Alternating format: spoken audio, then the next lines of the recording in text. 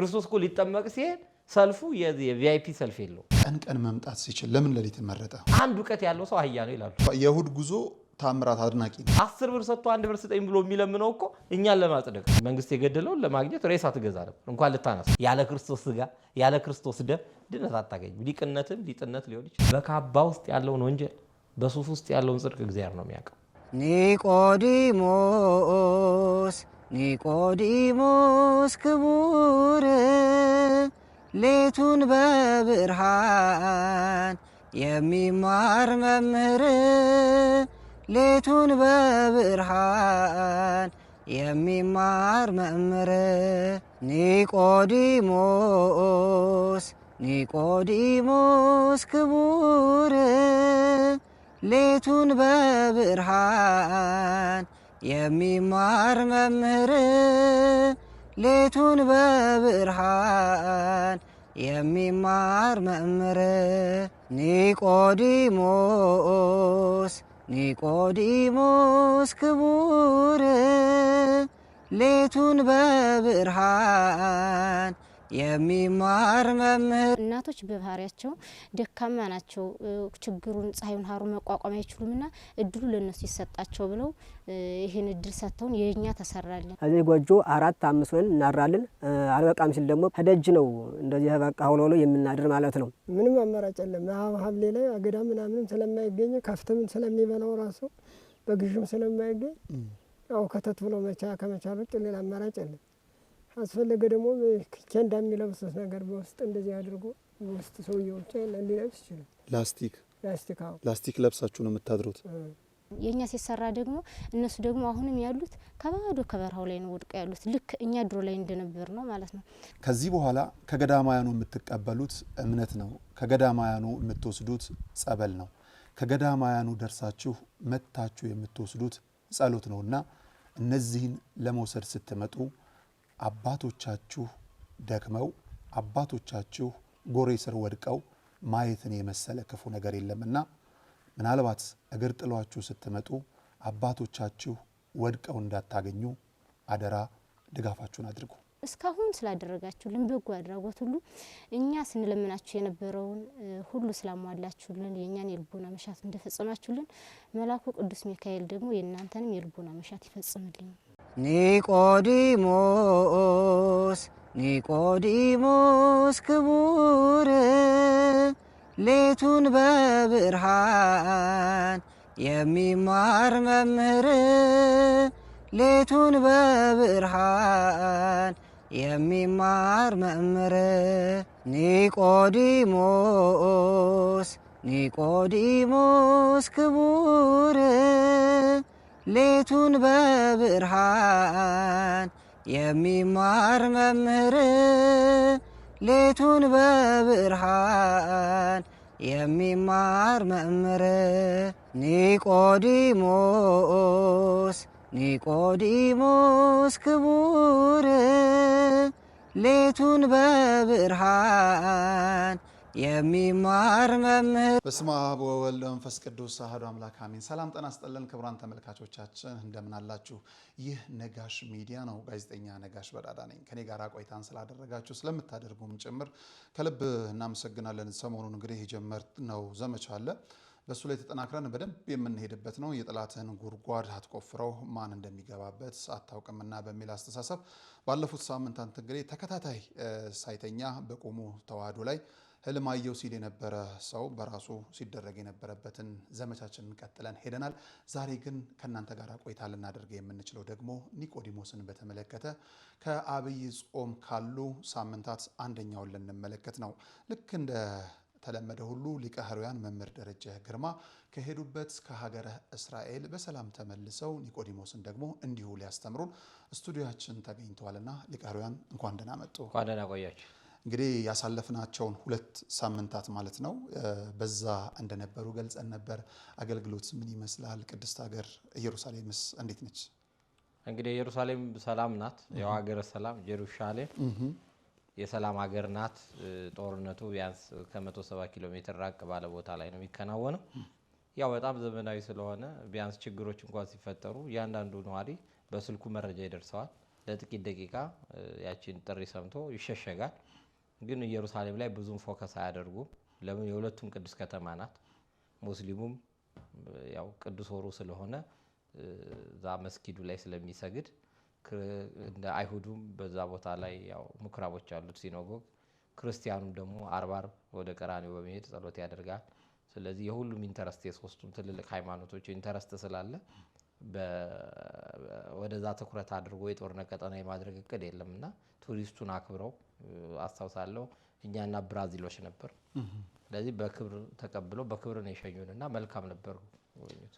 እንኳን ደህና መጣችሁ። ስለዚህ ትንሣኤም ሰላም ይሆናል ብለን ነው የምናስበው። እግዚአብሔር ሰላሙንም ያደርገዋል። ሌላው ነገር ደግሞ ለምሳሌ ውጭ ያሉ ሰዎች ለምሳሌ ኢትዮጵያ ውስጥ ጦርነት አለ ሲባል ትግራይ ላይ ሊሆን ይችላል፣ አዲስ አበባ ያን ያህል ላይሆን ይችላል፣ አማራ ክልል ሊሆን ይችላል፣ ወይም ደግሞ የሆነ ክልል ከተማ ላይ ኦሮሚያ ላይ ሊሆን ይችላል።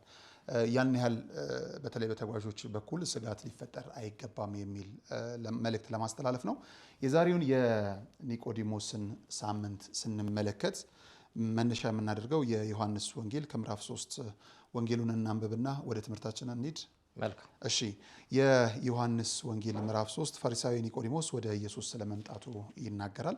ከፈሪሳውያን ወገን የአይሁድ አለቃ የሆነው ኒቆዲሞስ የተባለ አንድ ሰው ነበረ። እርሱም በሌሊት ወደ ጌታችን ኢየሱስ መጥቶ እንዲህ አለው፣ መምህር ሆይ ልታስተምር ከእግዚአብሔር ዘንድ እንደመጣህ እናውቃለን። እግዚአብሔር ከእርሱ ጋር ከሆነ በቀር አንተ የምታደርገው ይህን ታምር ሊያደርግ የሚችል የለምና።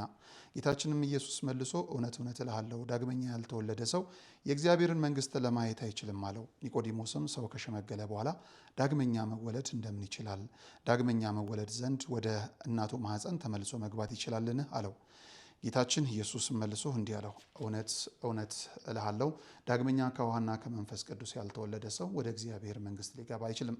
ከሥጋ የተወለደ ሥጋ ነውና ከመንፈስም የተወለደ መንፈስ ነውና፣ ስለዚህ ዳግመኛ ልትወለዱ ይገባችኋል ስላልሁ አታድንቅ። ነፋስ ወደ ወደደው ይነፍሳልና ድምፁን ትሰማለህ፣ ነገር ግን ከየት እንደሚመጣ ወዴትም እንደሚሄድ አታውቅም። ከመንፈስ የሚወለድ ሁሉ እንዲሁ ነው። ኒቆዲሞስም መልሶ ይህ ሊሆን እንዴት ይችላል አለው። ጌታችን ኢየሱስም መልሶ አንተ የእስራኤል መምህራቸው ነህ፣ ነገር ግን እንዴት ይህን አታውቅም አለው። እውነት እውነት እልሃለሁ የምናውቀውን እንናገራለን፣ ያየነውንም እንመሰክራለን፣ ነገር ግን ምስክርነታችንን አትቀበሉንም። በምድር ያለውንም ስነግራችሁ ካላመናችሁኝ በሰማይ ያለውን ብነግራችሁ እንዴት ታምኑኛላችሁ? ከሰማይ ከወረደው የሰው ልጅ በቀር ወደ ሰማይ የወጣ የለም፣ እርሱም በሰማይ የሚኖር ነው። ሙሴ በምድረ በዳ እባቡን እንደሰቀለው የሰው ልጅን እንዲሁ ይሰቀል ዘንድ አለው። ያመነበት ሁሉ ለዘላለም ሕያው ሆኖ እንዲኖር እንጂ እንዳይጠፉ፣ በእርሱ የሚያምን ሁሉ የዘላለም ሕይወት እንዲያገኝ እንጂ እንዳይጠፋ እግዚአብሔር አንድያ ልጁን ቤዛ አድርጎ እስኪሰጥ ድረስ ዓለሙን እንዲወዶታልና። ዓለም በእርሱ ይድን ዘንድ ነው እንጂ በዓለም እንዲፈርድ እግዚአብሔር ልጁን ወደ ዓለም አላከውምና። በእርሱም ያመነ አይፈረደበትም፣ በእርሱ ያላመነ ግን ፈጽሞ ተፈርዶበታል። በአንዱ በእግዚአብሔር ልጅ ስም አላመነምና፣ ፍርዱም ይህ ነው፣ ብርሃን ወደ ዓለም መጥቷልና፣ ሰውም ስራው ክፉ ስለሆነ ከብርሃን ይልቅ ጨለማን መርጧልና፣ ስራውም ክፉ የሆነ ሁሉ ብርሃንን ይጠላልና፣ ክፉም ስለሆነ ስራውም እንዳይገለጥበት ወደ ብርሃን አይመጣም። እውነትን የሚሰራ ግን ስራው ይገለጥ ዘንድ ወደ ብርሃን ይመጣል፣ ስለ እግዚአብሔርም ብሎ ይሰራልና። እግዚአብሔር ስሙ ዘወትር የተመሰገነ ይሁን። እንግዲህ በዚህ የመጽሐፍ ቅዱስ ክፍል የምንሰማው የምንመለከተው በብዙ የሚጠራው ኒቆዲሞስ ብዙ የተባለለት ሰው ማን ነው? ከሱ ብንጀምር መልካም። እንግዲህ ነጋሽ፣ ይሄ ቀን ቤተ ክርስቲያን በጣም በትልቁ የምታከብረው በዓል ነው።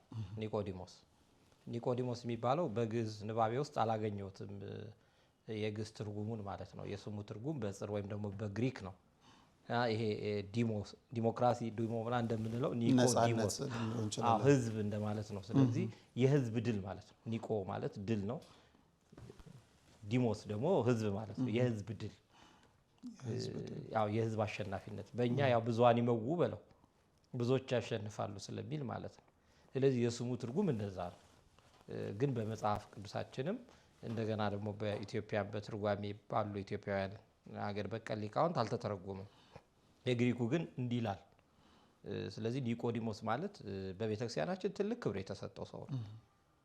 ክብሩ ምኑ ገናነቱ ምንድን ነው የሚለውን ስንመለከት በጣም ብዙ ነገር ነው በውስጡ የምናየው። አንደኛ ቅዳሴያችን ሲጀመር በተለይ በትንሣኤ ወቅት ሃሌሉያ ዮሴፍ ኒቆዲሞስ እያለ ነው መጀመሪያ የቅዳሴያችን መክፈቻ። ስለዚህ የቅዳሴያችን ከፋች ነው ይሄ ኒቆዲሞስ። ሁለተኛ ቤተክርስቲያን ስትገባ የቀራኒዮ ምሳሌ ናት። ሄደን በሩ ላይ ተደፍተን ስትሰግድ ቀራኒዮን እየተሰለ ዳርና ዳር ያለው ምሰሶችን ስንሳለም ዮሴፍና ኒቆዲሞስን እጅ እየነሳል። ሁለተኛ በዚህ ቀን ስንቀድስ ቅዳሴ ማርያም ነው የሚቀደስ። ምንድነው ቀዳሹ ወጥቶ የሚለው ይሄን አብሮኝ የሚቀድሰውን ካህን ስጋህን እንደገነዙት እንደ ዮሴፍና እንደ ኒቆዲሞስ አድርገን ይላል። ዮሴፍ ኒቆዲሞስ ለገነዙ ወለ ስጋክ። ስለዚህ ካህኑ ራሱ ወክሎ የሚገባው ካህን አጠገቡ ላለው ለንፍቁ ለተጨማሪ ሁለት ቄሶች ናቸው በድሮ የሚገቡት ዳርና ዳር የዮሴፍና የኒቆዲሞስ ምሳሌ ናቸው። እዚህ ጋር ደግሞ ስጋውን ቆርሶ የሚሰጠን ደሙን አፍሶ የሚሰጠን ወልድ ኢየሱስ ክርስቶስ ነው። ሰራዩ የጌታችን የመድኃኒታችን የኢየሱስ ክርስቶስ ምሳሌ ነው። ስለዚህ እነዚህን አብረውኝ ያሉትን ቀዳሲያ እንደ ዮሴፍና እንደ ኒቆዲሞስ አድርጋቸው ብሎ ይመኝ። ስለዚህ ቅዳሴ በተቀደሰ 365 ቀን ስሙ ሳይጠራ የማይውል ሰው ቢኖር ኒቆዲሞስ ነው። ክብሩ ገናንነቱ ታላቅ ነው ይሄ ኒቆዲሞስ ማለት። እና ሁሌ ቤተክርስቲያን ኒቆዲሞስን ታስበዋለች። ሌላው ኒቆዲሞስ በአብነት ትምህርት ቤቱም ላይ ኋላ ላይ ስለምናነሳው በጣም የሚታወስ ወይም የሚታሰብ ሰው ነው። እና ኒቆዲሞስ ማን ነው ሲባል መጀመሪያ መጽሐፍ ቅዱስን ከፍተን ስናነበው ዮሐንስ 3:1 ላይ የአይሁድ አለቃቸው አሃዱ ብእሲ ፈሪሳውያን ከፈሪሳውያን አንዱ ኒቆዲሞስ የሚባል ሰው ነበር ይላል ሲጀምር። ያ ምንድን መልአኮሙ ለአይሁድ አለቃቸው ነበር ይላል። ኒቆዲሞስ ምን አይነት ሰው ነው ይላሉ አባቶቻችን ሲተረጉሙት፣ ሀብታም ነበር። ሀብታምነት አያስደድቅም። ሊቅ ነበር፣ ምሁረ ኦሪት።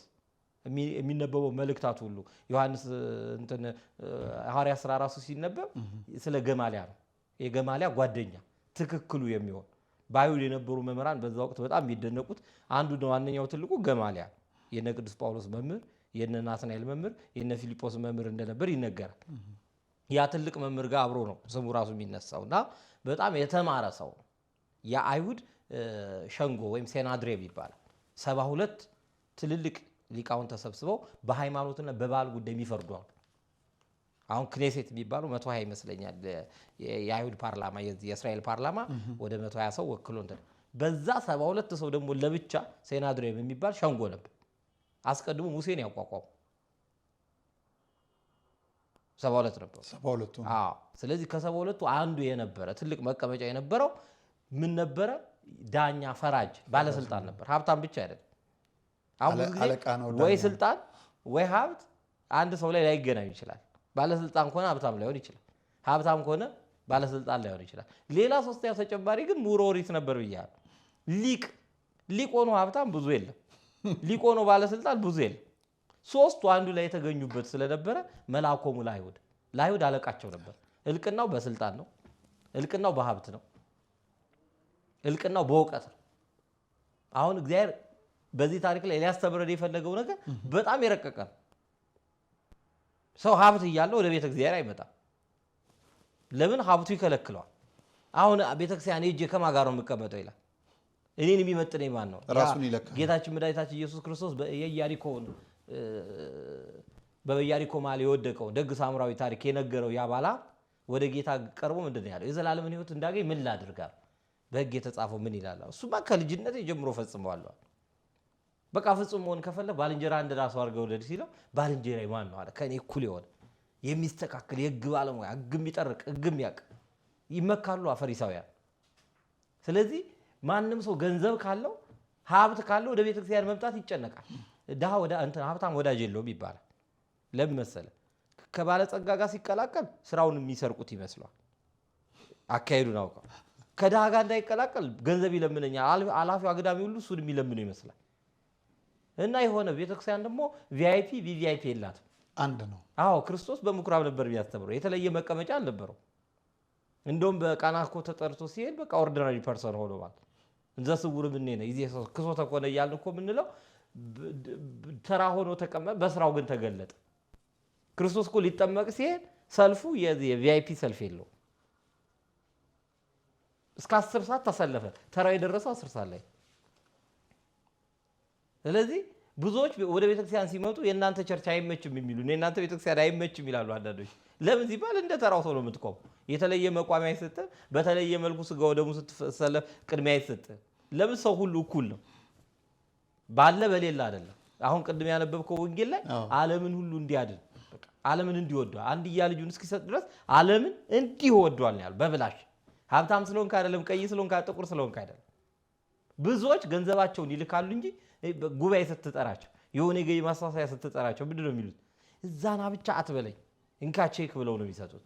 እግዚአብሔር ግን ወነጸረ ለአቤል ወላይ ለመስዋዕቱ ነው። እግዚአብሔር መጀመሪያ ወደ አቤል ከዛ ወደ መስዋዕቱ ይዘ የመጣው ነገር ለእግዚአብሔር ደንተው አይደል? ያው ሁሉ በእጁ ነው እንዴ። እሱ በፈጠረው ነገር ላይ አንተን ለማኛ አድርጎ ዘያሲቶ ካፊ ስለሆነ እኮ ነው ሰጥቶ የሚቀበል አምላክ ነው እንጂ መጀመሪያ 10 ብር ሰጥቶ 1 ብር ስጠኝ ብሎ የሚለምነው እኮ እኛን ለማጽደቅ። ስለዚህ ይሄ ሰውዬ ሀብታም ነው፣ ግን ወደ ክርስቶስ ሄዷል። ክርስቶስ ወደ እሱ አልመጣም። ዛሬ ምን ሀብታም ቢሆን ምን የፈለገ ነገር ቢሆን ወደ ቤተ እግዚአብሔር ይመጣል እንጂ ስጋ ወደ እሱ ቤት አይሄድም። ሊጠመቅ ይመጣል እንጂ ጸበሉ ተይዞ ወደ እሱ ቤት አይሄድም፣ ነውር ነው።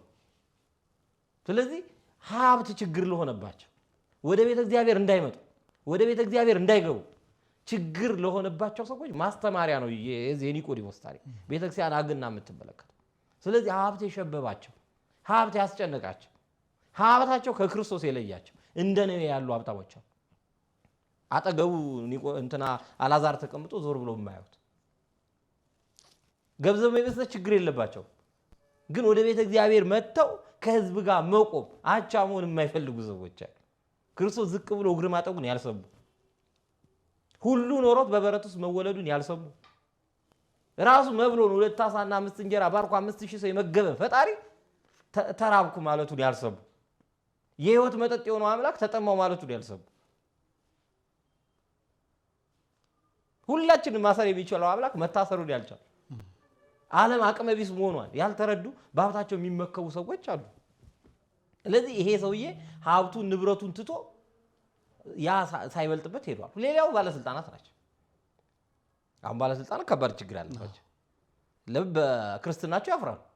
ዓርብ ሮብ ብፌ ቢዘጋጅ እርግጠኛ ነኝ ጿሚ ጸላይ እንዳይባሉ ቀጥታ የሚሄዱት ወደ የሚባል ጽሉላት ወዳለው።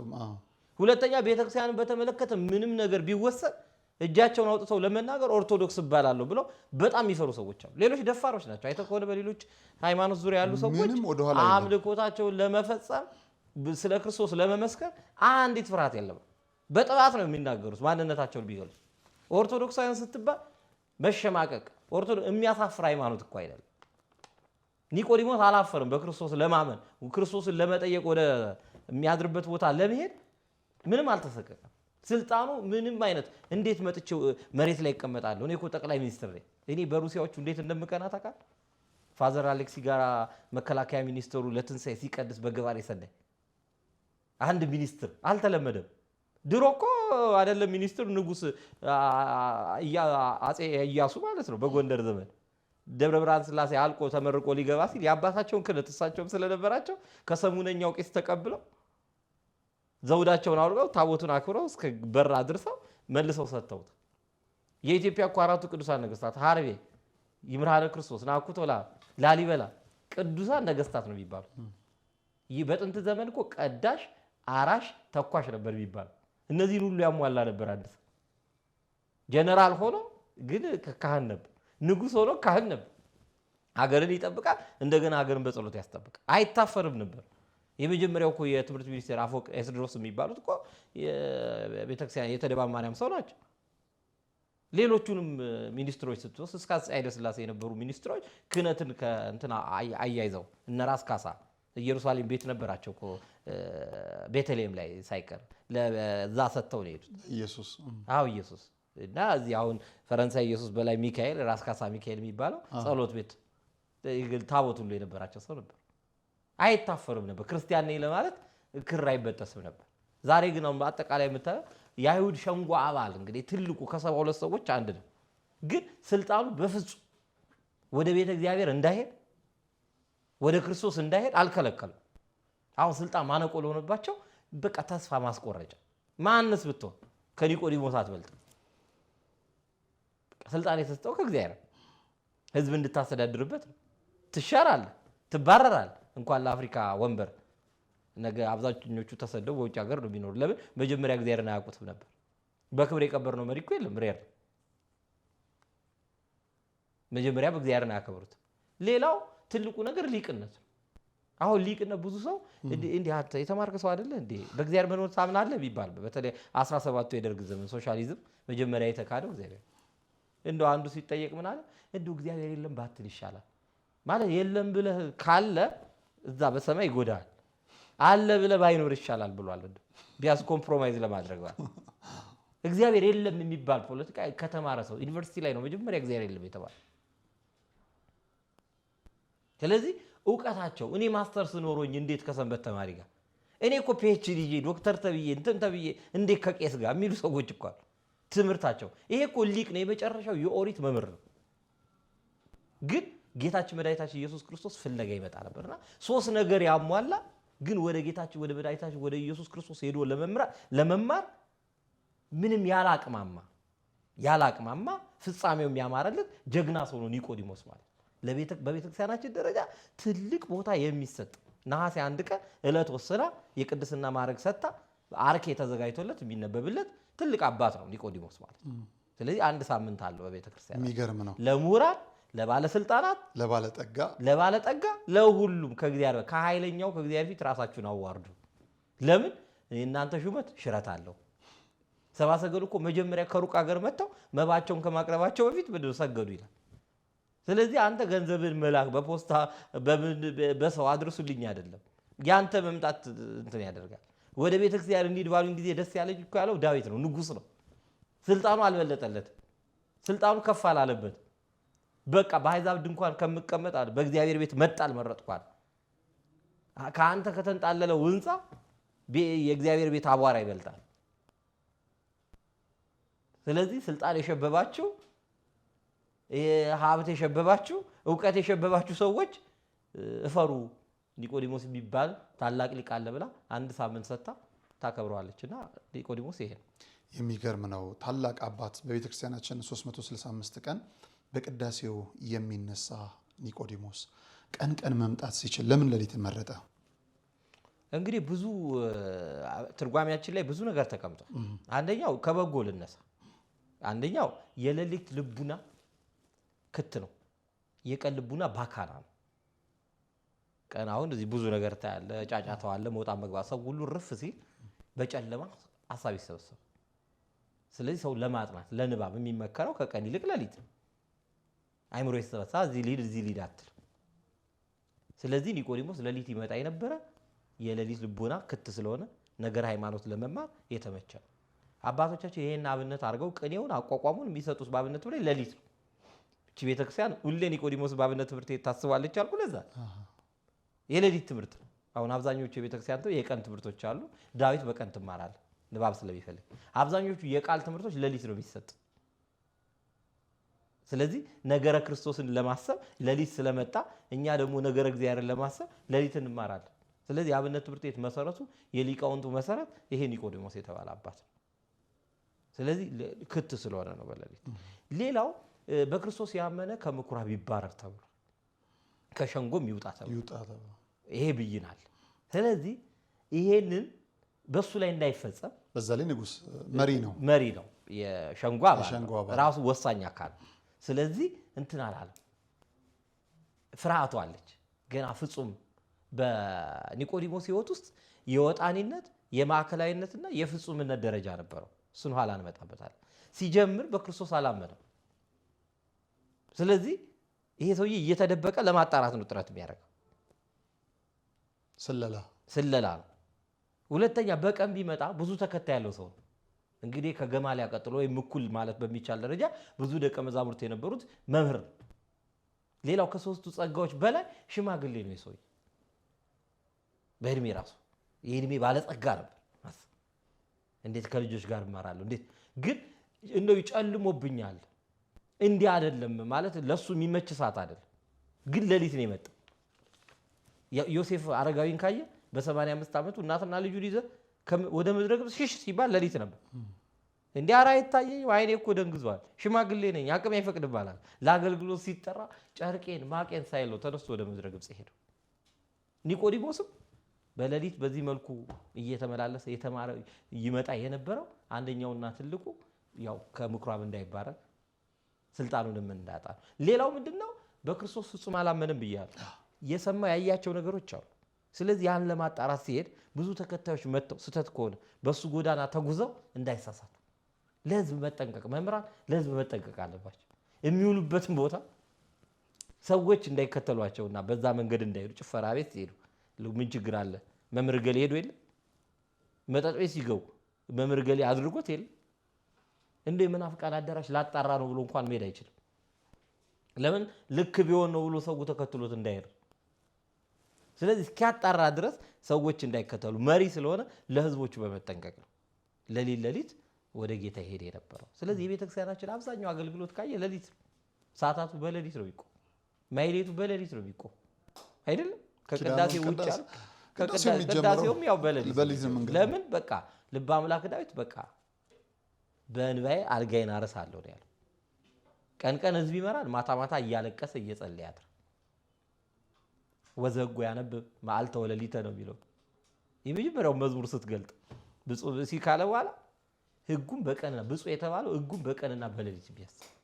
ስለዚህ ከቀን ጸሎት ራሱ የሌሊት ጸሎት ይበልጣል። የተሰበሰበ ልብ ስለሆነ አፍ ቀለም እየነዳ ልብ ጓዳ ያሰናዳ ይሰበሰባል። እግዚአብሔር ከጸሎታት ሁሉ የሌሊቱን ጸሎት ደግሞ በደንብ ይወደዋል። ለምን? እንቅልፍህን እዚህ ጋር ትተሃል። እግዚአብሔርን ለማግኘት የሆነ ነገር መተው አለበት አይደለም? በትክክል። አሁን ሰው ምግብን ተው ቢሉት ይሻለዋል። እንቅልፍ በጣም ጣፋጭ ነገር። እንቅልፍ ይጣፍጣል ከማር ከወተት ነው። ትምህርት ቢጣፍጣል ቢሎን እየቀየርናል። ወደ ቅዳሴ ስንሄድ ወደ ማህሌት ስንሄድ እንቅልፍ ይለናል። ጋቢውን ወይም ብርድ ልብሱን ይጭንብናል። ለምን? ያቺ አገልግሎት በእግዚአብሔር ዘንድ ምን ያህል ክብር እንዳለ ሰይጣን ያውቃል። ስለዚህ እንዳንሄድ ይፈታተናል። አዎ።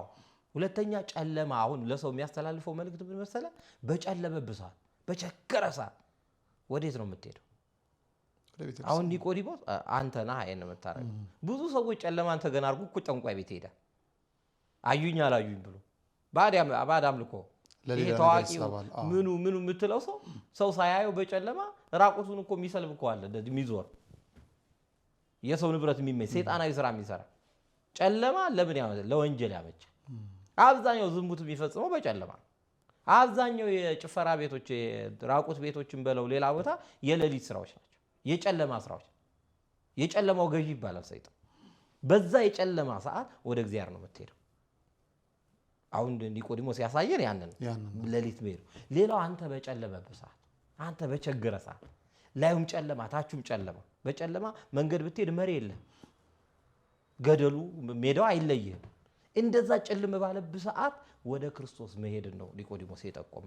ሌሊት መሄዱ ለእኛ ለክርስቲያኖች አብነት። አንተ ሲጨንቅ ወዴት ነው የምትሄደው? ዓለም ሲጨንቅ ወዴት ነው የሚሄደው? ዓለም ሲጨልምበት ወዴት ነው የሚሄደው? ወደ አበዳሪዎቹ ነው የሚሄደው። ወደ ችግር ፈቺ ሰው ሰራሽ ነገሮች ነው የሚሄደው። ጨለማን ተገን አድርጎ ዓለም ወንጀል ይሰራል። ጨለማን ተገን አድርጎ እግዚአብሔር ማመስገን ትልቅ ነው። በጨለማ ውዳሴ ከንቱ የለም። አሁን በቀን ነጠላህን አድርገህ ስትሄድ አቤት አስቀዳሽ አቤት ቆራቢ ትባል። በሌሊት ግን ስትሄድ አንተ ከማን ጋር ነህ? ከእግዚአብሔር ጋር። እግዚአብሔር ብርሃንና መድኃኒቴ ነው ብለህ።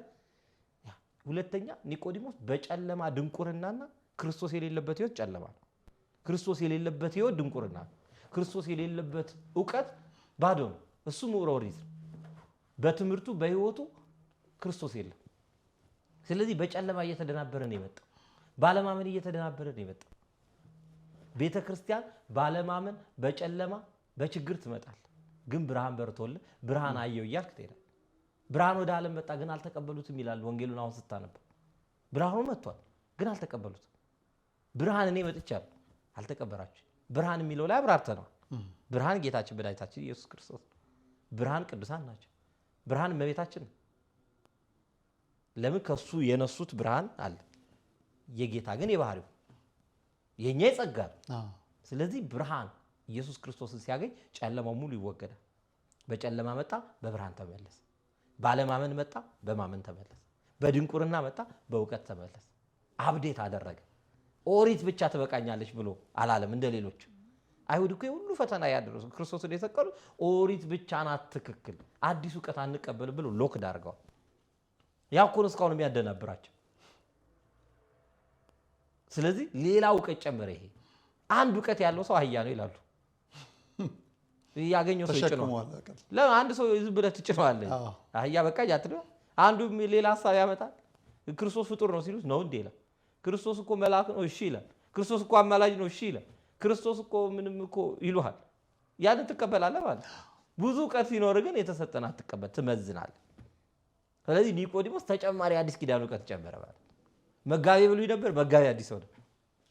ስለዚህ በሌሊት መምጣቱ ቤተክርስቲያን አሁን በሌሊት ወደ አንተ ገሰግሳለሁ ያለውን የልብ አምላክ ዳዊትን ቃል እየደገመ ነው የመጣው። ሙሉ ኦሪት ነበር። የሚገርም ነው።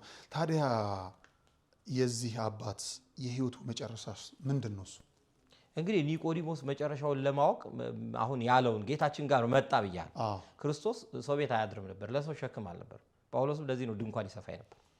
አባቶቻችን ለሰው ሸክም አይሆኑ ራሳቸው እየሰሩ ነበር የሚለው። ክርስቶስ ሲያስተምር ይውልና የሚያድረው የት ነው? ደብረ ዘይት አንድ ዋሻ አለች። እዛ ዋሻ ውስጥ ነበር የሚያድረው። ስለዚህ ኒቆዲሞስ በሌሊት መጣ። እግዚአብሔር የሚገርመኝ እኔ ድንቅነቱ አንድ ሰው ለማስተማር ወንበር ይዘረግ። እኛ አሁን ሰባኪ ሆኜ ተጋብዤ የሆነ ክፍለ ሀገርም ሆነ ውጭ ሀገር ሄጄ አንድ ሰው ይመጣ አላስተምር። እንደውም ዮሐንስ አፈወርቅ ምንድን ነው ያለው? አንዲት ሴት መጣች፣ ሌሎቹ ወደ ጭፈራ ቦታ ወደ ዳንኪራ ሄዱ። ፕሮግራመር የኔ ቢጤ ነው። አንድ ሰው ነው የመጣው፣ ልዘጋው ነው ፕሮግራሙን። ድሮም የምትመጣው እቺ ሴት ናት። ሌሎቹ አጃቢ ነበሩ። ሌሎቹ በእግር ነው የሚመጡት። በልብ የምትመጣው ይችላል። በልቀጥል ብሎ ማስተማር ቢገባውን አስተማር። ማርታና ማርያም ቁጭ አድርጎ ማርያምን አላዛር ቤት ቁጭ አድርጎ አስተምሯል። ያቺ ሳምራዊቷ ሴት ዮሐንስ 4 ላይ ያለችዋን ቁጭ ብሎ ጠብቆ አስተምሯል። እግዚአብሔር የቲፎዞ ብዛት አያስጨድቀው። አንድም ሰው ቢመጣ ክብር አለው። አንድም ሶስትም ሆናችሁ በስሜ ካላችሁ እኔ በመካከላችሁ። አንባቢ ተርጓሚና መጽሐፍ አይገል ሁለት ሰው ማለት እኮ ነው። መጽሐፍ ካለ አንባቢ ካለ ተርጓሚ ካለ እኔ በመካከላችሁ ነኝ ይላል። የሚደንቅ ነው። ስለዚህ አንድ ሰው ለማስተማር አንድ ሰው አለመናቅ። ለአንዱ አዳም አይደል ከሰማይ ወረደ? ፍቅር ሳቦ ትሕትና ገበረው። ወልድ ኢየሱስ ክርስቶስ በለቢሶ ሥጋ መጣ ለአንድ አዳም። ስለዚህ ለአንድ ሰው ክብር ስጡ። ወደ ጌታ ኒቆዲሞስ ሲመጣ በሙገሳ ነው የጀመረው። ምን አለው? አንተ ከእግዚአብሔር ዘንድ ተልከህ እንደመጣ የምታስተምረው ትምህርት ይሄን ነው የሚገልጸው። ከእግዚአብሔር ካልሆነ በቀር እግዚአብሔር ከሱ ጋር ካልሆነ በቀር አንተ ያረከውን ታምራት የሚያደርግ የለም። ይሄ ሰውዬ ቀድሞ ኢንፎርሜሽን ሰብስቧል ስለ ክርስቶስ። የት? ይሄ ዮሐንስ 3 አይደል? ዮሐንስ 2 ላይ በነገራችን ላይ ዮሐንስ ከሁሉ ሐዋርያት ዘግይቶ ነው ወንጌሉን የጻፈው። አጠቃሎ ሌላ ላይ ያልተከተቡትን እሱ ሰመራይዝ አድርጓል። እንደ ኦሪት ዘዳግም የቀሩትን ነገሮች ጽፏል። ስለዚህ ጌታችን መድኃኒታችን ኢየሱስ ክርስቶስ ውሃ ወደ ወይን ጠጅ ሲለውጥ በቃና መንደር ሰምቷል ኒቆዲሞስ። እዛው ላይ ደግሞ ምንድነው ጅራፍ ገምዶ ወይም ገምደውለት አንጾተ ቤተ መቅደስ ቤቴ ቤተ ጸሎትስ ቤቴ ጸሎት ቤት ትባላለች ብሎ በስልጣን በኃይል ገለባብጦ ታምራት ሲሰራ አይቶ ሁለት ነገር ይዟል ታምራት። ጌታ ሲያስተምር ደግሞ በምኩራብ እየተገኘ ይሰማ ነበር። ስለዚህ ትምህርቱን አደነቀ፣ ከዛስ ታምራቱን አደነቀ። አይ ለድነት ፍጹምነት እንደሌለው ሁለት ነገር አንተ ሰባኪ ማድነቅ አያጸድቅ። አሁን ትምህርቱን ያደነቀው ትክክል። አሁን ሰባኪ የሚያደንቁ ሰዎች አሉ፣ አይጸድቁም። መምህሩን አድንቀው የሚመጡ አቤት ቃለ እግዚአብሔር በስመ አብ አቤት ሊቅነት ግር ብሎ ይከተላል። የሚገርም ከዛ በኋላ እኮ ያ ሰው ሲጠፋ አብሮ ይጠፋል። ሲጠፋ አይደለም ሲሄድ የሉም ሀገር የቀየሩ ምን ያሉ ሰዎች ሲጠፉ የነገሌ ተከታይ ሆነ ወደ ሌላ ቦታ ይሄዱ። በአታዊ ሲከተሉ የነበሩ አጥማቂ ሲከተሉ የነበሩ ዛሬ የሉ። ክርስቶስን አላሳዩአቸውም። እነሱ ራሳቸውን የሸጡላቸው። ስለዚህ ይሄ ሰው ትምህርቱን አደነቀ። ጌታ ግን አልተቀበለው። እንዴ አንተን የወለደች ማይፀን የተባረከች ናት ያለቻችን ሴት እኮ በጽት ቃሌን ሰምቶ የሚፈጽሙ ናቸው ብሎ እኮ መልሷታል። ውዳሴ ከንቱ አይፈልግም። ሌላ ያደነቀው ታምራቱ አሁን ታምራት አድናቂ ያለ በቤተክርስቲያናችን ታምራት ይሄ በየጸበሉ ስውሯ እንትኗ ምኗ የሚባል ነገር ትሄድ አንድ ቤተክርስቲያን ለአንድ ወር ለ15 ምን አለፋ የእሁድ ጉዞ ታምራት አድናቂ ነው። በቃ ተጓዥ እሁድ ጠዋት ወደ ቅዳሴ ሳይሄድ አጥቢያውን ትቶ ተጓዥ ታምር ፈላጊ ነው። አዎ በቤተ ክርስቲያናችን ግን ታምር የሚነበበው ከስጋው ደሙ ከንስሐው ከምኑ መጨረሻ ሃይማኖት ማጽኛ አንድ ሁለት ታምር በቃ በእለቱ አንድ ታምረ ማርያም አንዱ ይነበባል፣ አይደገም። አንዳንድ ሰዎች ስለት ንገሩልን ታምር ንገሩልን ካሉ አንድ ሁለት ነገር ይነገር ይችላል። ግን ያ አይደለም መሰረቷ። ቤተክርስቲያን ክፉና መርዝ ዝራ ትውልድ ምልክት ይሻል በማድረቅና በምልክት የመጣ ሰው በምልክት ደግሞ ይሄዳል። ሰይጣን የተሻለ ምልክት ሲያሳይ አብሮ ይሄዳል። የተሻለ ጸበል ሌላ ቦታ ቢፈልቅ ወይም ሌላ ታምር ሰሪ ጠንቋይ ቢመጣ ይሄዳል። ያ ሰው ለሚፈልገው ታምር ነው። በታምር ነው ያመመው፣ በታምር ይክዳል። ሰይጣን ደግሞ የበራም መልአክ እስኪመስል ደግሞ ታምር መስራት ይችላል። ስለዚህ ይሄኛው አይቶ የመጣው መጀመሪያ ምንም ውረውሪት ቢሆን ምልክት አይቶ ነው የመጣው። ለመምጫ ይሆናል እኮ ተረዳ። ታምልክ የሆነ ነገር ድኖ ወይም እህቱ ወይ ቤተሰቡ የሆነ ነገር ድኖለት የሚመጣ ሰው መምጫ ብቻ እዛ ጋር ያበቃ እና ከአንዳንድ ቤተ እምነቶች የወረስ ነው መሰለኝ የፈውስ ቀን ከዚህ ሰዓት እስከዚህ ሰዓት የሚባል በፈረቃ የሚፈውስ እግዚአብሔር እንዳለ ገብቷል። እንደዛ አይነት ነገር ወስደናል ተውሰናል። እና ጌታ ግን ምን አለው? ተዋክ አንተ ይሄን አታውራ። ምንም አላለው። እግዚአብሔር እንደሆነ አይደለም አምኖ የመጣው። የሚገርመው እኮ ምንድን ያለው? እግዚአብሔር ካንተ ጋር ከሆነ በስተቀር ካልሆነ በስተቀር ይሄን ታምር ማድረግ አትችልም ነው ያለው አይደል? ቅዱስ ገብርኤል እመቤታችን ምን ብሏት ነበር? እግዚአብሔር ካንቺ ጋር ነው ብሏት የለ?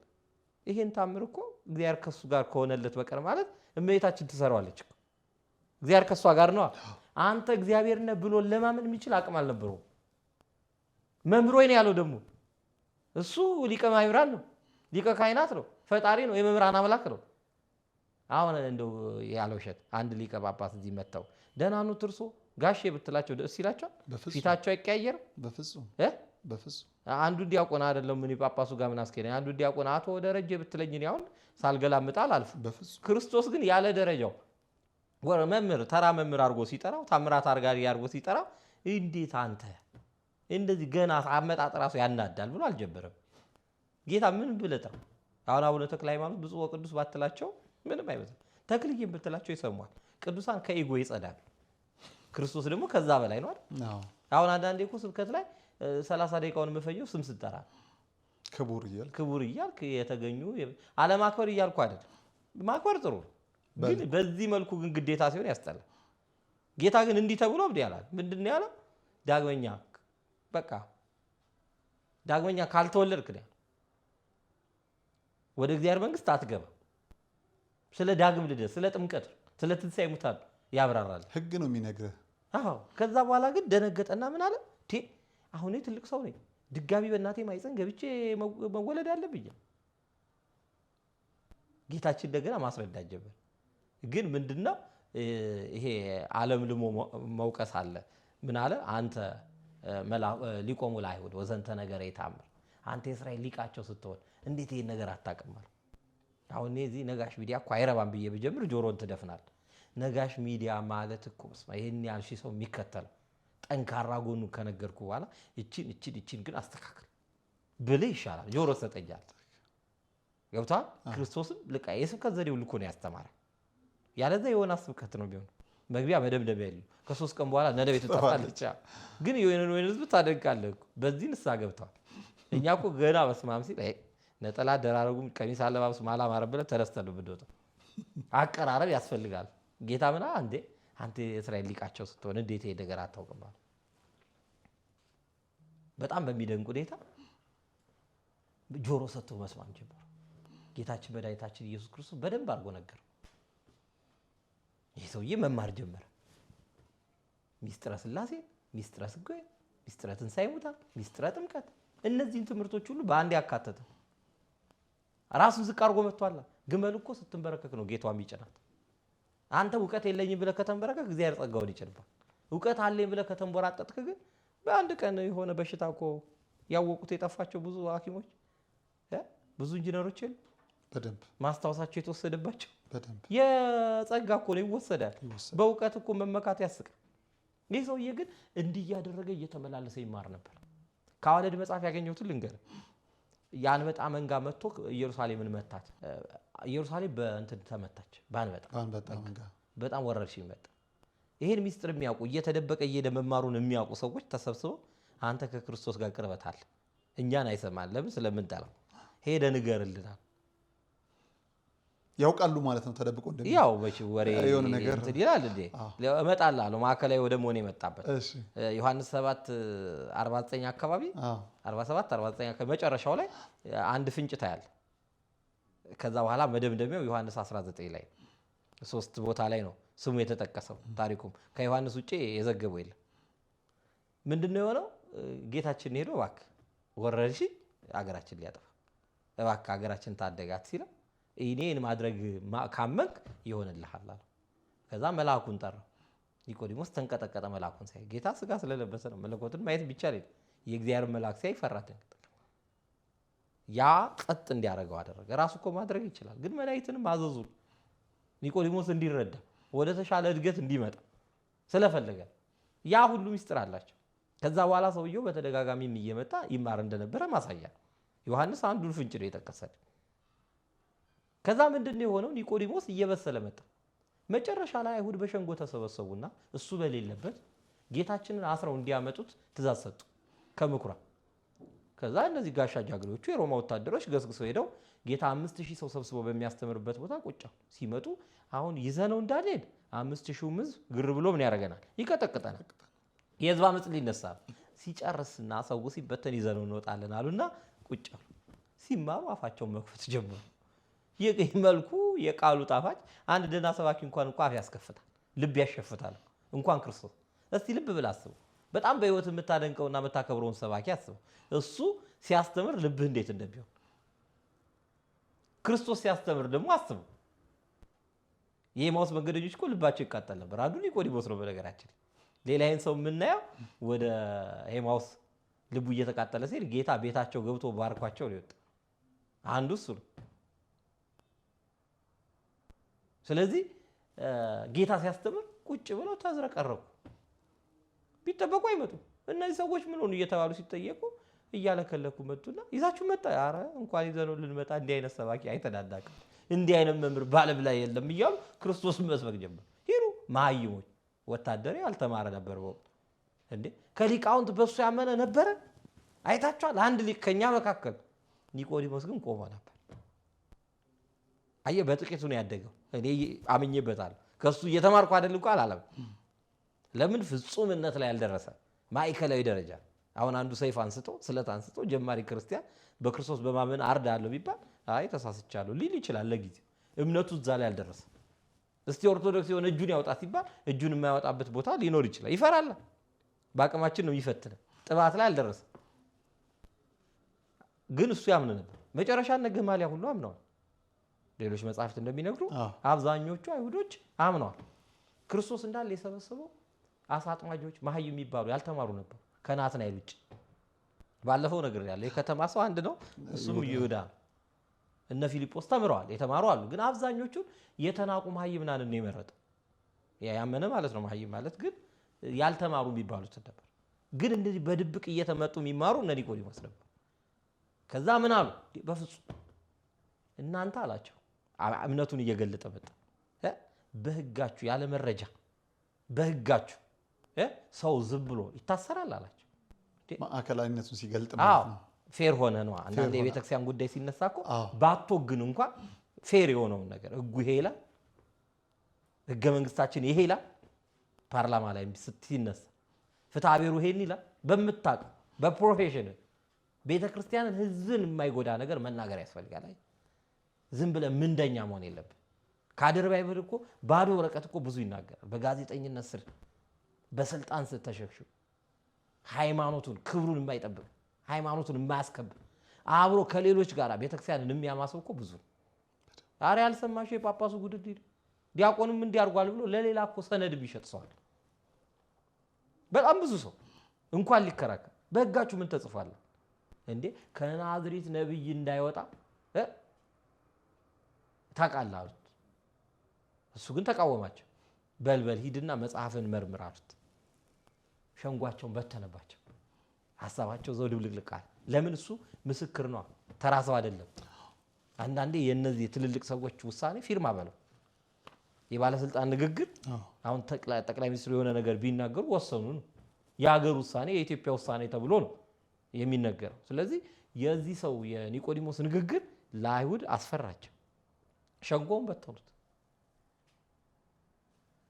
ማዕከላዊ ነው በዚህ ሰዓት ፍጹምነት ላይ አልደረሰም። ኒቆዲሞስ መጨረሻው ምን ነበር ነው ጥያቄያችን። የኒቆዲሞስ መጨረሻ ይገርማል። ሰው እንደው መለመን ያለበት መጨረሻዬን አሳምርልኝ።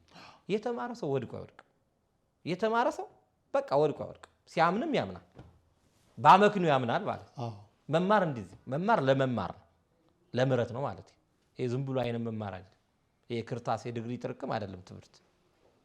በጣም በሚደንቅ ሁኔታ ይሄ ሰው መጨረሻ ጌታችን ተሰቀለ በለታ ያው አይሁድ በሸንጓ ተወሰኑበት፣ እሱ በሌለበት ሊሰቅሉት ወጡ፣ ሰቀሉት። ኒቆዲሞስ ግን ይሄን ሁሉ ነገር ሲያይ አልቻለም፣ አምኖበታል። በዛ ሰዓት ማለት አንበሳ የሰበረው ንጉስ የገደለውን አታነሳ። ለምን? አንበሳው ያን ሰውዬ እንደሰበረው ይሰብራል። ንጉስ የገደለውና የሰቀለውን አንተ ወገንተኛ ሆነ ሬሳ ሁሉኛ ሀገር በገንዘብ አልነበር? መንግስት የገደለውን ለማግኘት ሬሳ ትገዛ ነበር እንኳን ልታነሳ። ኒቆዲሞስ ግን ለህይወቱ የመጨረሻ ነገር ሰጠ። ቀጥታ ወደ ሄሮድስ ሄደ። ይሄ ሰው ያለ ፍርድ ያለ ህግ ነው የተሰቀለው። አሁን ደግሞ ያለ መቀበሪያ ገሃነም የሚባል ነበር፣ ገሃነም ቫሊ። እስራኤል ስትሄድ አይተው ከሆነ አላውቅም፣ ካልሆነ አሳይሃል። ምንድነው የሚደረገው? የመጻተኛ እንዳለ የቀባሪ የሌለው አጽም ወደዛ ይወረወርና ይቃጠላል። ሽታ አለው፣ ትል አለው፣ ትል አለው፣ እሳት አለው። እሳቱ አይጠፋም፣ ትሉ አንቀላፋ። በዛ ሴንስ ነው ያኛው የዚህኛው ዋዜማ የዛኛው ዋዜማ ነው። ይሄ ተፈጥሯዊ ነው፣ ያኛው ይሄ ሰው ሰራሽ ነው፣ ያኛው ደግሞ ተፈጥሯዊ አይጠፋም።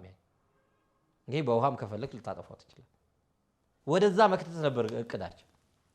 ምጻተኛው እንደዛ ነው የሚደረገው። ርስት የለው በእስራኤል ርስት የሌለው ሰው መቀበሪያ ያገኝ ወይ ደግሞ መቃብር በግዛት አለበት። አብርሃም መጻተኛ ሆኖ ከቄጢ ልጆች ገዝቷል፣ ሳራን የቀበረበት ቦታ። ሌሎችም እንደዚህ እየከዙ ለምን? ሀገራቸው ስላለ ርስታቸው በዛ ስላልነበር። ስለዚህ ጌታን ወደዛ መቅበር ነበር እሳቢያቸው። ከዛ ያወጣው ጀግና ሰው ግን ይሄ ኒቆዲሞስ ነው። ዮሴፍ የሚባል የአርማትያስ የእስጢፋኖስ ሰማይቱ አጎት ነው ተብሎ የሚነገርለት ነጋዴ። አይ እግዚአብሔር ኬት እንደሚያመጣ እግዚአብሔር የማይገለገልበት ሙያ የለም ከሌብነት በስተቀር። ነጋዴ እኮ ግን ምን አደረገው? ኪዳን ደጋሚ ያደረገው። ነፍሱን አሳልፎ ሰጥቶ ከመቃብሩ ጌታን አወረደው። ያ ሽባውን ያረታውን እግሩን ቀጥ ያደረገውን አምላክ እግሩን ሲያስረው በእያንዳንዱ ቦታ 7 ቦታ ይታሰራል።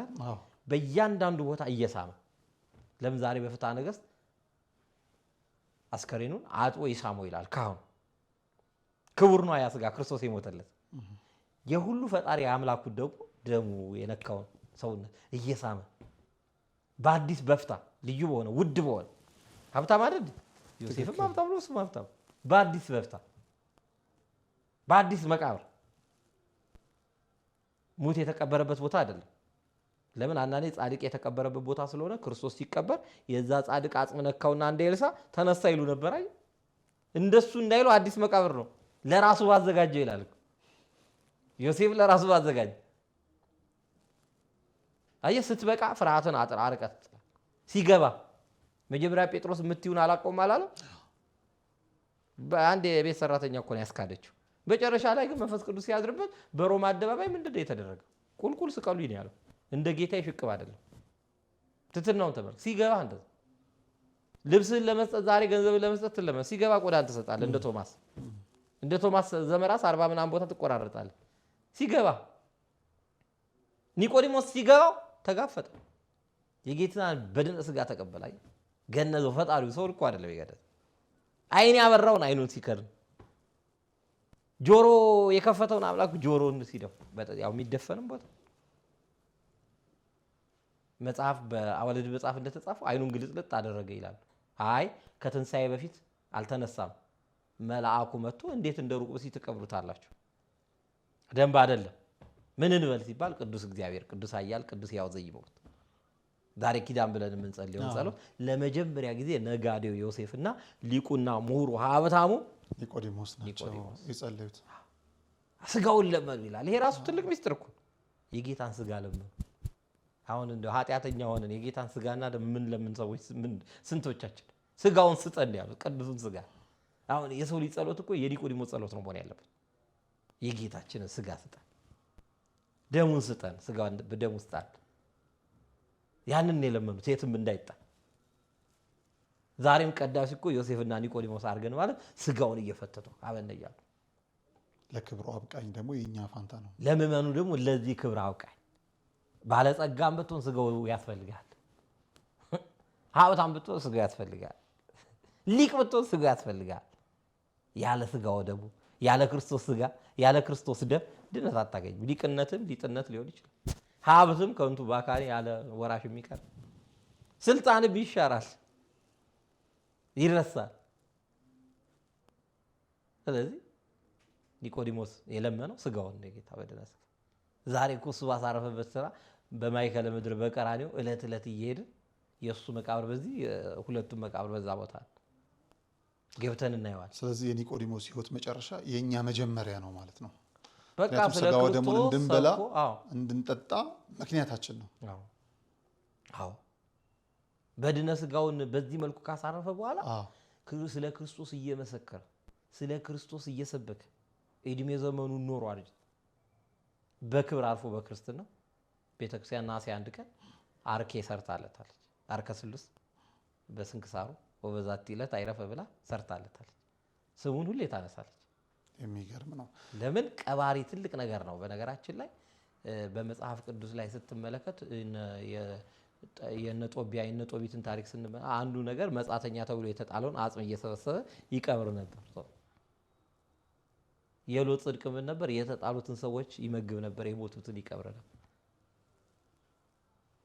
ባሮክ የእስራኤላውያንን የቅዱሳኑ የአባቶቹን መቃብር ይጠብቅ ነበር። 66 ዓመት የተጠበቀው አጽም ዝም ብሎ አይጣል። አጽም በጣም ክብር አለው። 430 ዘመን ስለ ኃጢአታቸው ክፋት፣ ስለ መከራው ክፋት ወይም ደግሞ 215 ዓመት በግብፅ ሲኖሩ በግብፅ ያረፉት የቅዱሳን አጽም ተሰብስቦ ወደ እስራኤል ተመልሰው የሮቤልን አጽም አየው፣ አይሙት ይኑርልኛል። የጠቆረው አጽም ነጻ። ዛሬ ፍታት የምንለው ይሄ ነው። ቤተክርስቲያን ለአስከሬን ለበድነ ስጋ ክብር ሰጣ።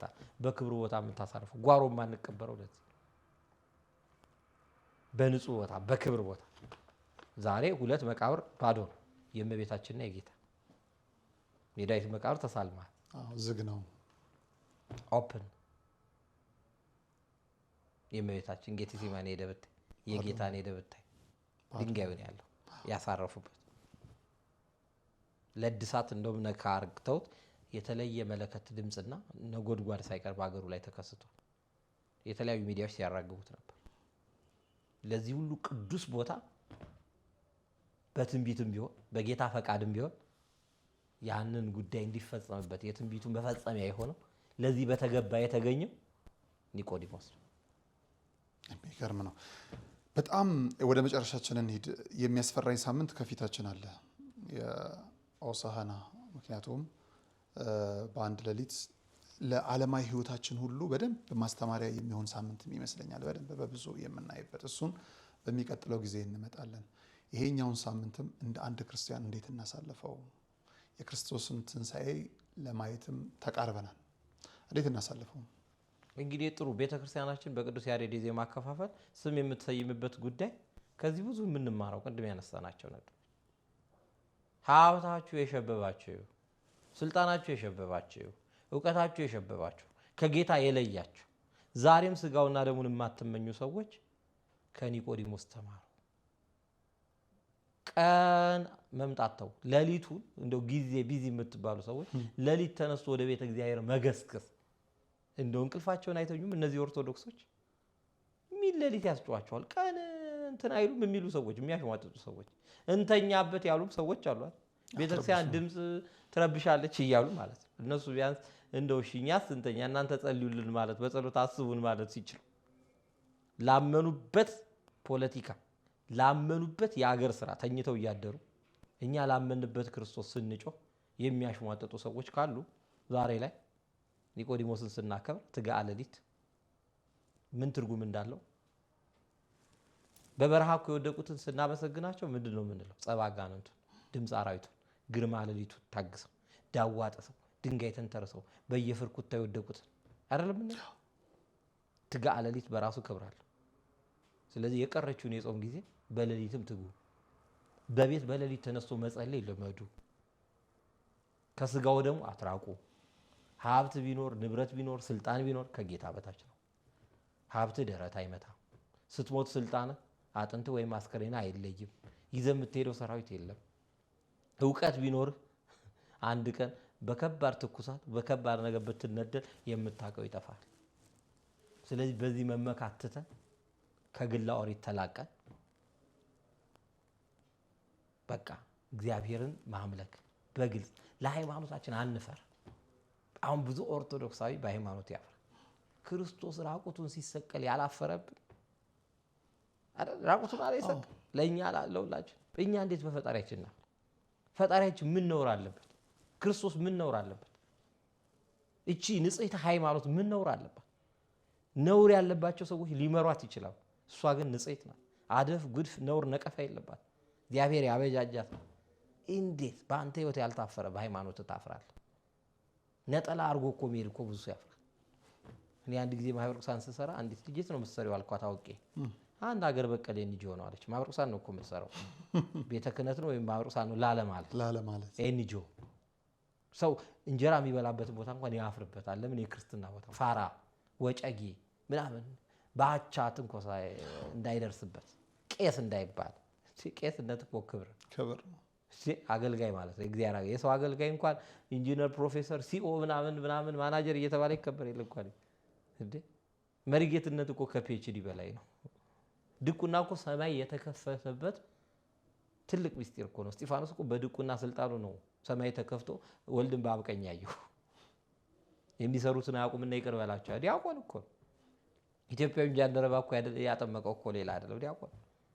ይሄ ስልጣን እኮ የሚከበር ስልጣን ነውና በክህነታችሁ አትፈሩ፣ በሰንበት ተማሪነታችሁ አትፈሩ፣ በማንነታችሁ በክርስትናችሁ አትፈሩ። እኔ የክርስቶስ ነኝ ማለት ልመዱ ማለት እንልመድ እና በዚህ ሳምንት ይሄን በዓል ስናከብር በቃ ሃይማኖታችን አሁን በዚህ የምትደቋቆስበትን የኛ ሼም የኛ ሀፍረት አሁን ለምን ወደ ስልጣን እንትን ፓርላማ አትገባም ሲባል ይማተባል። ኒቆዲሞስ የፓርላማ አባል ነው እኮ እያለ ነው ዛሬ እየሰበክ ያለው። የገባውንም እናሳቅለዋል። የሸንጎ መሪ ነው። የሸንጎ መሪ እኮ ነው። ስልጣን ይዞ እንደ ብዙ ቆራቢዎች እኮ አሉ። እንደውም አባ እንጦንስ ነው አሁን እንደኔ በበረሃ የሚኖር ማን አለ እያለ ሲኮራ እንዴ ቆይ አንድ ሰው አሳያለሁ ብሎ ወደ ከተማ ወጣል። የት ነው የሚሰራው? ቤተ መንግስት ውስጥ የሚሰራ ሰው። ያንተን ህይወት ንገረኝ እባክህ አባቴ ብሎ ካባ ነው ያደረገው። የለበሰው ልብስ ይለያል። ቤት ወሰደ። ለመነኩሴው ምግብ አቀረበለት። እሱ ግን አልበላም። ልብሱን ሲያወልቀው ሰውነቱ በደም ውስጡ ሰንሰለት። በካባ ውስጥ ያለውን ወንጀል በሱፍ ውስጥ ያለውን ጽድቅ እግዚአብሔር ነው የሚያውቀው። ቤተ መንግስት ውስጥ እየሰሩ እንደ አብዲው 50 ቅዱሳንን በዋሻ አድርገው የሚቀልቧሉ። ግን ስራቸው የት ነው? ቤተ መንግስት። እንደውም የቤተ ክህነት ሰው ቤተ ክህነት ውስጥ የለም። አብዛኛው የቤተ ክህነት ሰው ያለው ከቤተ ክህነት ውጪ ነው። በመንግስት ተቋም ውስጥ ያለ 12 እህል የማይቀምስ እንኳን የትሙን በአካብና በኤልዛቤል ቤት እየኖር ከዛ የከፋ የለም። ጣዖት አምላኪ ቤት እግዚአብሔር ማሰብ ይቻላል እንዴ? ለምንድን ነው ፓርላማ ማትገቡት? ለምንድን ነው መከላከያ ውስጥ ጀነራል ማትሆኑት? ምንድን ነው የሚከለከለው እንዴ? አገር መጠበቅ ማን ነው የሚያስቀ? ለምንድን ነው ኦርቶዶክሳውያን ጠቅላይ ሚኒስትር የማይሆኑት? ለምንድን ነው ኦርቶዶክሳውያን ሚኒስትር የማይሆኑት? ማን ነው የከለከላቸው እንዴ? አገር ያንተ ካልሆነች እኮ ሃይማኖት ያንተ አይሆን። ግሪኮች ምን መሰለ የሚሉት? በነፍሱ ኦርቶዶክሳዊ ያልሆነው በስጋው ግሪክ አይደለም ይላል። የግሪክን ኢኮኖሚ የሚቆጣጠሩት እነሱ ነው። ሩሲያ አትሄድም እንዴ?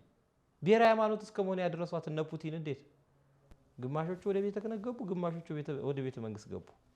ሃይማኖታቸውን ጠብቁ። እግዚአብሔር የለም ከሚባልባት አገር የጦሩ የጀቱም ጫፍ ላይ መስቀል ያለበት ተንቀሳቃሽ ቤተ ክርስቲያን ያለበት ወታደሩ ሁሉ ቢቆርብበት የሚያስቀድስበት ፕላትፎርም ነው የተሰራ። ስለዚህ ጠንቅቀን ከሃይማኖታችን አገርህን ካጣኸው ቤተክርስቲያንህንም ታጣዋለህ። ትናንት ሞሮኮ፣ ትናንት ቱኒዚያ፣ ትናንት ቱርክ ምን ነበሩ?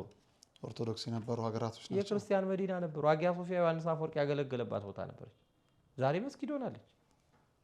ኒቆዲሞስን ይዩት። አትፍዘዙ፣ ንቁ። በቃ ንቁ የሆነ ተሳትፎ ይኑራችሁ። ሰላማዊ ተሳትፎ። ፓርላማ ውስጥ ግቡ፣ ሚኒስትር ሁኑ፣ አገራችሁን አግዟት፣ አገራችሁን ከጭንቀት አውጧት፣ አገራችሁን ወደ ተሻለ ስልጣኔ ውሰዷት። ነገስታቱ ሳይቀር እኮ ካህናት ነበሩ። ቱ ኤክስትሪም ሆነ። አሁን ማን ያጣላቸው? አገርና ሃይማኖትን አይደራረሱ ማለት እኮ እንደዚህ ያለ አንዱ ባንዱ ጣልቃ አይገባም ማለት ሰው ሃይማኖተኛም ሆኖ ፖለቲከኛ መሆን አይችልም ማለት እኮ አይደለም። ለሀገር ነው። ይሄ ለእናት ሀገር ነው፣ ያለ አባት ሀገር። ለአባታችን ሀገር ለእግዚአብሔር፣ ይሄ ደግሞ ለእናት ሀገራችን ለኢትዮጵያ። ይመጋገሩ፣ ይጫፈራል። በሚስት ላይ ውሽምነት አይደለም። ፖለቲካ ሃይማኖት አይደለም። ሃይማኖት ፖለቲካ አይደለም። አገራችሁን መጠበቅ፣ ሃይማኖታችሁን መጠበቅ ይቻላል። ከልብ ነው የማመሰግነው ሊቀ ኅሩያን መምህር ደረጀ ግርማ። ከልብ ነው የማመሰግነው። እግዚአብሔር ቃለ ሕይወትን ያሰማልን። እንግዲህ ክቡራን ተመልካቾቻችን በሚቀጥለው ሳምንት ደግሞ ሰፋ ያለውን ቃለ ወንጌል የምንማማርበት እንዲሆን እግዚአብሔር ያድለን። የሆሳዕናን በዓል በተመለከተ ከሊቀ ኅሩያን መምህር ደረጀ ግርማ ጋር እንመጣለን። ምንም እንኳን ወደ ቅድስት ሀገር ኢየሩሳሌም በሰሞነ ሕማማቱ መጀመሪያ አካባቢ ብንጓዝም እዛ ሆነን ቃለ እግዚአብሔርን ደግሞ በቻልነው መጠን እዚህ ሆነን ቀድመን ተቀርጸን የምናስተላልፍበት መርሃ ግብራችን ይኖረናል። ብርሃነ ትንሣኤውን በሰላም በጤና እያድርሰን። እንግዲህ ትንሣኤውን እያሰብን ስለ ትንሣኤውም የሚናፍቁ ገዳማውያንም ጭምር ደግሞ በዓታቸው ውስጥ ሆነው የእኛን የሚፈልጉት ነገር ይፈልጋሉ። እናንተ ማድረግ ያለባችሁ በአደባባይ ባንናገርም ታውቁታላችሁ። የሙታንሳ ማር ቅዱስ ሚካኤል አንድነት ገዳም አባቶች የእናቶች በዓት አልቋል። የአባቶች በዓት ደግሞ ጅማሬ ላይ ነውና ለበረከታችሁ እንደዚሁ የምትልኩትን ላኩ። ሊቀ ኅሩያን እዛም ደርሰዋል። በእርግጠኝነት ሙታንሳ በሚቀጥለው በደንብ እንጨዋወትበታለን። ምን አዩ፣ ምን ሰሙ? በጣም በሚያስገርም መልኩ ሙታንሳ ገዳምን ምንም በሌለባቸው ሰዓት፣ ምንም በሌላቸው ሰዓትም ካዩ ካገዙም ካበረቱ መምህራን መካከል እሳቸውም አንዳቸው ናቸውና ስለዚህ ስለ ሙታንሳም በደንብ እንጨዋወታለን። የብዙዎች ክርስቲያኖች የልብ ትርታ እዛ ስለሆነ ለእኔ ግን ከልብ ነው የማመሰግነው ሊቀ ኅሩያን። እኔም አመሰግናለሁ። ሰላም እግዚአብሔር ከሁላችን ጋር ይሁን። መልካም ጊዜ። እናቶች በባህሪያቸው ደካማ ናቸው። ችግሩን ፀሐዩን ሀሩን መቋቋም አይችሉምና እድሉ ለነሱ ይሰጣቸው ብለው ይህን እድል ሰጥተውን የኛ ተሰራለን። እዚህ ጎጆ 4 5 ሆነን እናድራለን። አልበቃም ሲል ደግሞ ከደጅ ነው እንደዚህ በቃ ሆኖ የምናድር ማለት ነው። ምንም አማራጭ የለም። ሐምሌ ላይ አገዳ ምናምንም ስለማይገኝ ከፍትም ስለሚበላው ራሱ በግዥም ስለማይገኝ ያው ከተት ብሎ ከመቻል ውጭ ሌላ አማራጭ የለም። አስፈለገ ደግሞ ኬንዳ የሚለብሱት ነገር በውስጥ እንደዚህ አድርጎ በውስጥ ሰውየው ብቻ ሊለብስ ይችላል። ላስቲክ ለብሳችሁ ነው የምታድሩት? የኛ ሲሰራ ደግሞ እነሱ ደግሞ አሁንም ያሉት ከባዶ ከበረሃው ላይ ነው ወድቀው ያሉት። ልክ እኛ ድሮ ላይ እንደነበር ነው ማለት ነው። ከዚህ በኋላ ከገዳማያኑ የምትቀበሉት እምነት ነው። ከገዳማያኑ የምትወስዱት ጸበል ነው። ከገዳማያኑ ደርሳችሁ መታችሁ የምትወስዱት ጸሎት ነውና እነዚህን ለመውሰድ ስትመጡ አባቶቻችሁ ደክመው አባቶቻችሁ ጎሬ ስር ወድቀው ማየትን የመሰለ ክፉ ነገር የለምና ምናልባት እግር ጥሏችሁ ስትመጡ አባቶቻችሁ ወድቀው እንዳታገኙ አደራ ድጋፋችሁን አድርጉ። እስካሁን ስላደረጋችሁልን በጎ አድራጎት ሁሉ እኛ ስንለምናችሁ የነበረውን ሁሉ ስላሟላችሁልን የኛን የልቦና መሻት እንደፈጸማችሁልን መልአኩ ቅዱስ ሚካኤል ደግሞ የእናንተንም የልቦና መሻት ይፈጽምልኝ።